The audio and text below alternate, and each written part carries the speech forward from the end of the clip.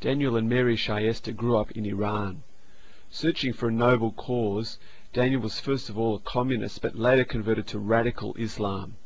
His wife Mary was also a committed soldier for Islam. They helped bring the Ayatollah Khomeini to power, who revived strict Islamic culture in Iran. Today, however, Daniel is a preacher of Jesus Christ. I'm with him today for this special interview. Dr. Daniel, can you tell me about your early life? I was born in an Islamic family, a nominal Islamic family. My parents were not practicing Muslims.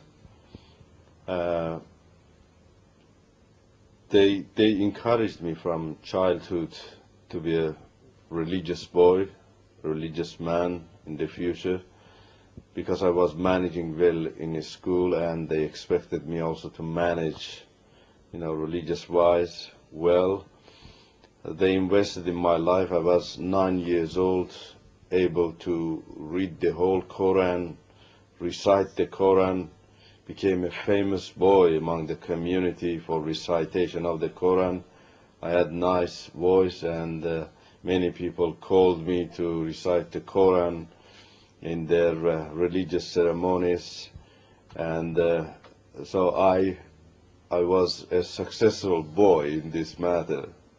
That happened in my life, and after that I became very much interested in poetry, practicing poetry. Ascetic philosophy encourages you to search for God in this life and to have God in your life, in this, in this life on earth. That was pleasing me really, because I needed God. I needed a successful future, so I was always talking to God, though I didn't know who God was, what is His nature. So that's a bit about my, childhood and also the age of my youth. As a young man at university, how did you feel about God? After 6 months in university, I ran out all my savings, and that made me so angry. I was a successful, a clever student, a smart student, but was not able to study. That made me angry at God, because years I had called Him and talked to Him to help me, but He was ignoring me. I had come to a point of total failure. And I said to myself, look at me, my life. For many years I have been calling God to help me, but I have come to the end. So that made me angry at God. And I said to myself, if He's ignoring me, it's better for me also to ignore Him. So that made me to go and be involved with the communist boys and girls, and to call myself a communist boy without knowing the nature of materialism and religious philosophy. However, that required me to take part in the discussional meetings between religious philosophy and materialistic philosophy. And I found it interesting, but in many cases I was not able to answer the questions of people or the questions. So that made me eager to study the philosophical books from both sides. And then after 1 year, through reading those philosophical books, I discovered that there must be one God for the universe. And therefore I went back to Islam again and became a radical Muslim. What was it that motivated you to become a radical Muslim? I didn't know any other religion, and the message we as students were hearing in those days was this: if you're a Muslim, you have to be a radical Muslim.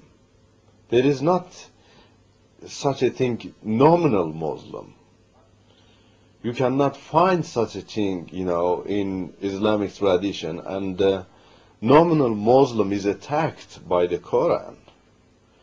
radical Muslims are the best Muslims according to the Qur'an and to the tradition. So I said to myself, like many other students, if we are Muslim, we have to be radical Muslim. And so we, as radical Muslim, started to follow Ayatollah Khomeini because he was the symbol of radicalism.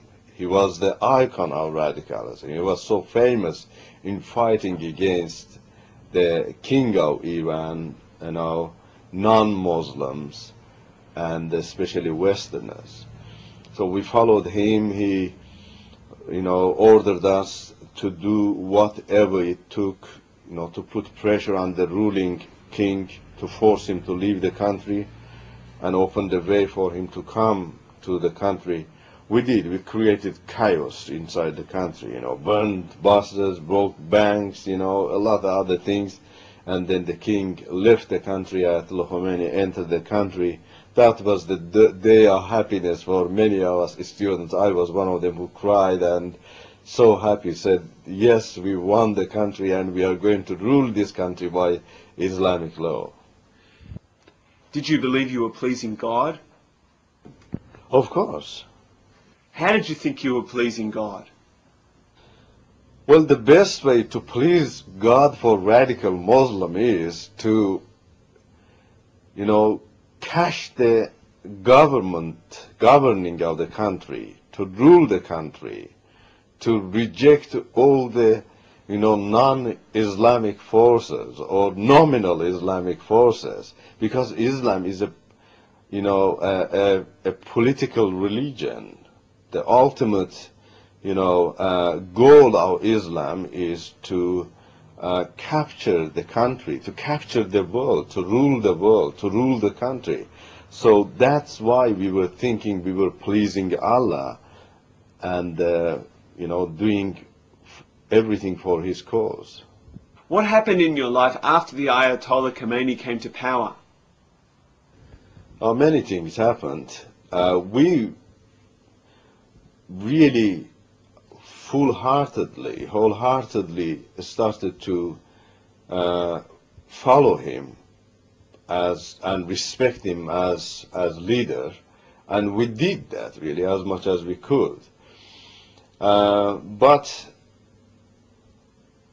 yeah, exactly just after that we started to build a revolutionary army and to lead the country to become radical Islamic country, to lead all Muslims to become radical. And also we had another major goal by establishing revolutionary army was to go to capture Israel and to clean that land from unclean Jews and Christians, and to make Israel as the capital state for whole Islamic nation in the world, and in this way to attract the